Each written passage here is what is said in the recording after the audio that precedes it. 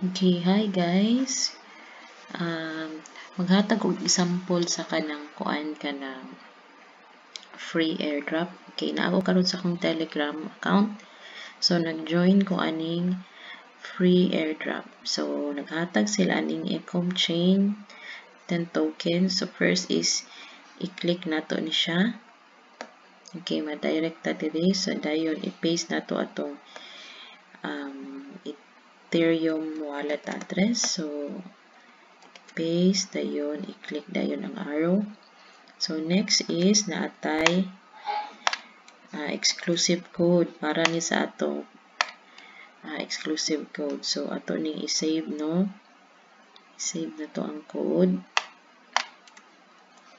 Dayon i-save ato po ning i-save ang referral link or invite link kay makadugang ni sa atong points.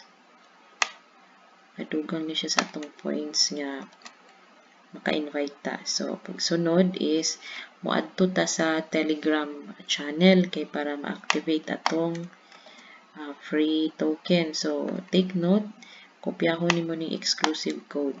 Okay. Dayon i-click ni siya kani Telegram channel nila. Okay, open web.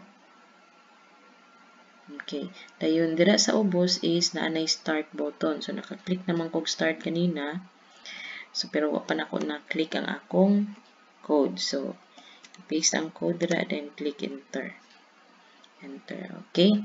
So congrats, you have successfully registered Ecom chain airdrop event. For every friend you invite, you will get 10 more tokens. So mas sayo ni siya. So simple lang kay ana lang.